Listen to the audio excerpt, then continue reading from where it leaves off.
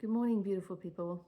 So today's just a quick little message about remote viewing and abuse of psychic power. So I just want to share anyone that is on a similar path to me, as in perhaps at the same sort of stage in their soul mastery, spiritual development, awakening. You will know this stuff. So it's always, though, a good reminder, and in particular, I guess it's for anyone that's new, walking this path of soul mastery, soul spiritual awakening, this path of evolution, as we raise our consciousness in everyday life, as we journey. So psychic abuse and remote viewing. So I just want to share my personal experience of how and what was coming through for me. So one, Raven is an important messenger for me. Whenever Raven, the bird, comes in for me, I know I need to pay attention. There is something being alerted to me. He's like my little protector. He warns me about, most often, untoward negative energies, actually, on a whole. So when perhaps someone could be betraying me, or I need to open my eyes to a situation, perhaps when I'm communicating with people, because someone perhaps has as what came to me, people that are wolves in sheep clothing. So Raven came in over a week ago, and okay, so I knew straight away that there was something that I needed to be aware of. I don't go into sort of panic mode or anything like that. I guess I've come far enough on this journey not to panic and just pay attention and see what needs to be seen. But I didn't really fully act on it. It was just like, okay, something's coming in. I kind of guess I feel confident that I'm going to see what I need to see.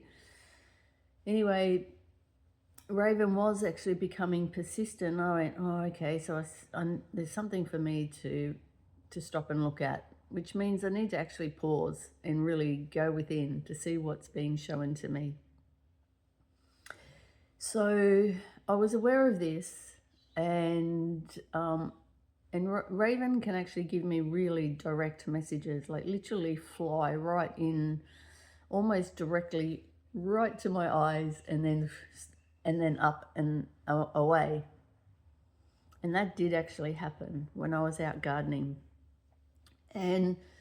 But the interesting thing was, I actually had a dream. My dreams are so powerful. Wow, I get so many messages. It's a form of my intuition, where spirit really knows they can communicate to me, and I get really strong, clear signs through my dreams. You do have to be a bit of a detective, but anyway, so I actually saw in dream that someone was remote viewing, and I actually did wake unsettled from this at that time. So I was in the dream, seeing what I was seeing, and then I woke up and I actually felt anxious, and I went, oh, okay, this is not good. And so I went, okay, so who's remote viewing? Who could be remote viewing? And I actually had a couple of ideas who I thought who could be doing this. People with psychic abilities, right? To be able to tune in and see into other people's energy. I went, oh, okay, well, I kind of thought that I put a shield up around that. Maybe they're still persisting. And I just verbally, put my protection in place, and I thought that might be enough. But I also know, because I'm a deep reflector and finding the truth for me is being able to see what I need to see, so that I can either let go of whatever needs to be let go of, or release within me something that maybe is a shadow energy. So I was reflecting on this, and it also could have been because God sees the world through our eyes, right? Because we are our higher God essence self. I went, oh, that's interesting. So maybe it's not as perhaps alarming as I first thought. Maybe it's just showing me something else about remote viewing. So I was kind of open on all levels. Anyway, so the remote viewing, I was really aware. I only verbally put protection in place, but Raven was definitely persistent, and then I thought, well, maybe there's someone else. Maybe there's someone else. Who could it be? And that's the tricky bit. It's always hard to try and pinpoint who this could be, because literally in the world of social media, it could be someone that we don't even know. Anyway, I felt like I knew this person. And so what I do as a way to show you what you can do is I really strongly communicate to my higher self. And so I always ask my higher self, please show me the truth of what I need to see. Show me the truth. And without a doubt, my higher self comes through every single time. But it does take a bit on my part to be able to discern. So I need to be aware. I need to be paying attention. I need to be observing my communications with people and so forth. So I was doing this. Then I got a message. There's a wolf in sheep's clothing. I got another message of betrayal.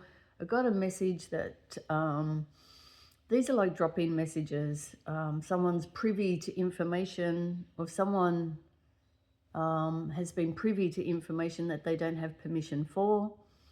And so all these were coming in. I'm like, okay, so who's actually looking in, and why? Why are they looking in, perhaps on my energy field? Because one, they don't have that right. No one does. Even if we have psychic abilities, we don't have the right to look into other people's energy without their permission, because that's basically saying looking into someone's energy field is the same as just walking through the front door of someone's home without knocking and asking to come in.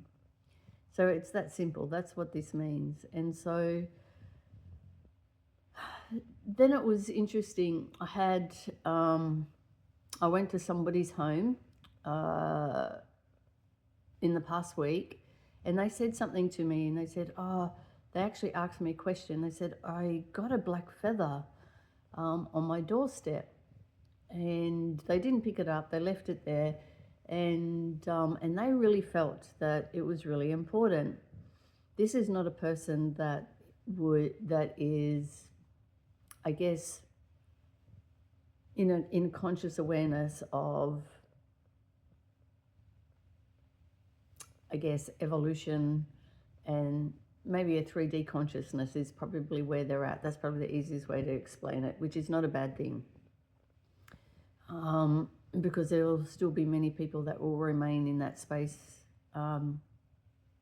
Anyway, so I won't go anywhere further. So anyway, but they were asking me, what could it mean? So I put it back to them, well, what does it mean to you? And I kind of gave some prompts for them to think about. And so I thought, well, that's a message for them. I didn't really feel like it was a message for me, but I was aware of Raven. I went, I wonder if it's indirect message. So I'm open to receive. And then yesterday, at the same place that I went to last week, no word of a lie, this black feather, as I was moving about the outside of their home, doing something for them, this black feather was standing completely upright.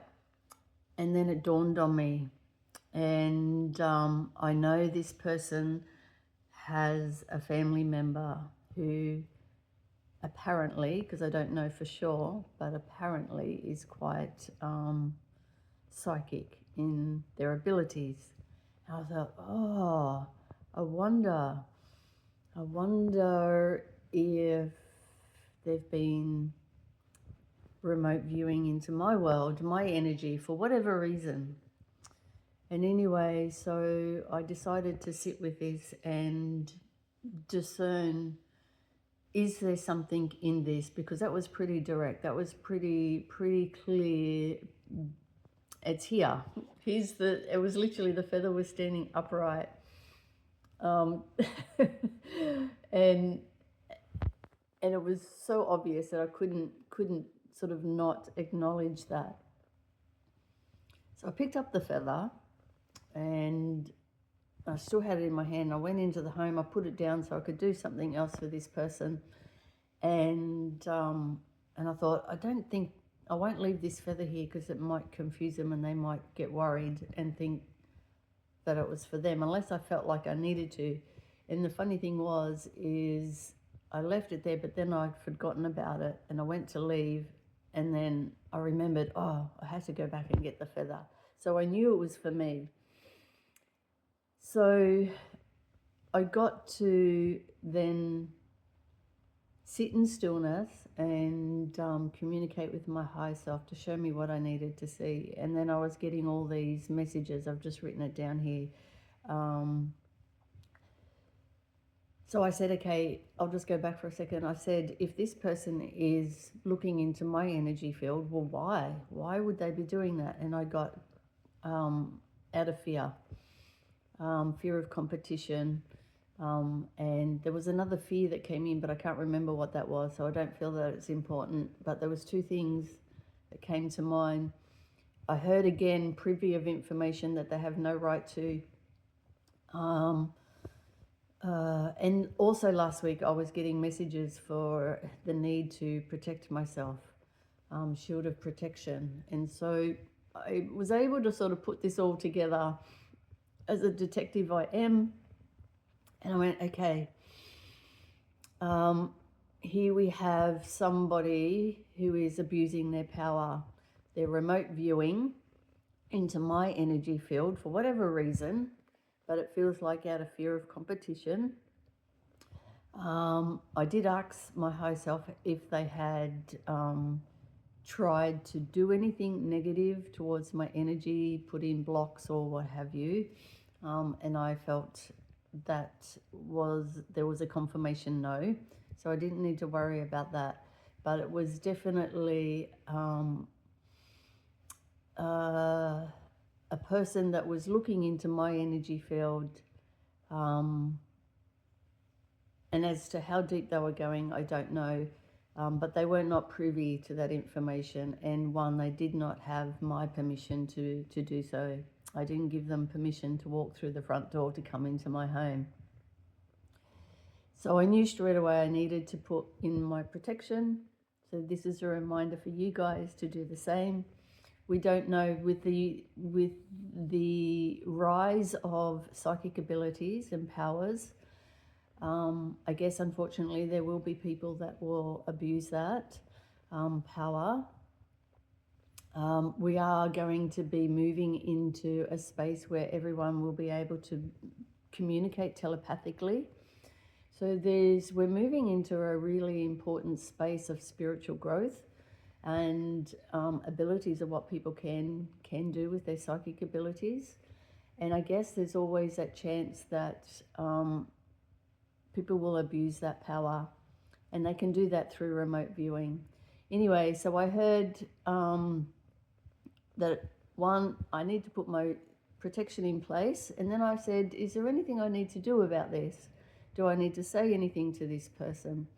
And I heard, no, I don't need to say anything, because the moment I put my protection in place, they will know immediately they cross the line.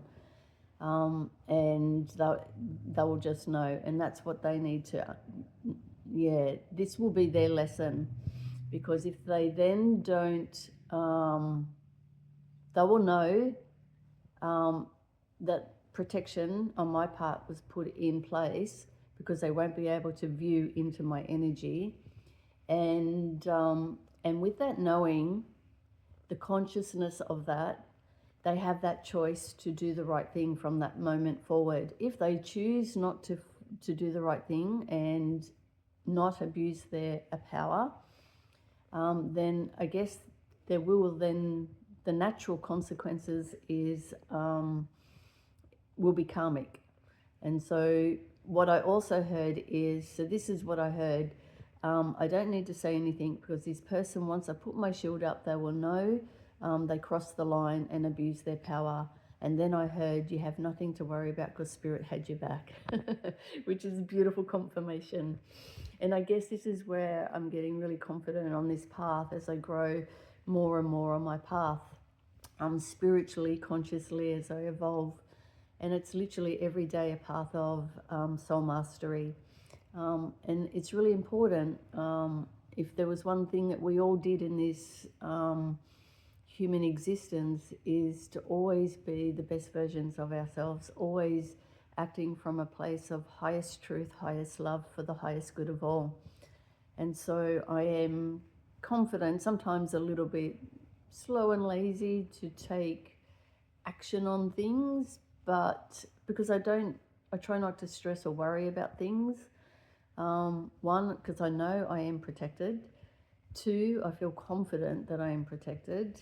And three, if there is something deeper for me to understand, well, Spirit will let me know, as Ravern did, because he became quite strong with his presence. So I just wanted to share this as a reminder, as a space that we're moving into with telepathy increasing, where we'll be able to communicate, not through language as such, but there's going to be a rise in telepathy communication. And so comes with that all those abilities of remote viewing. And so there's my message for today. A little reminder for you and us all to always remember, one, look for the signs when Spirit's communicating with you, and follow the breadcrumbs, so you can discern whatever it is that you need to see in any given moment on this human journey, and know that you're always safe. Namaste.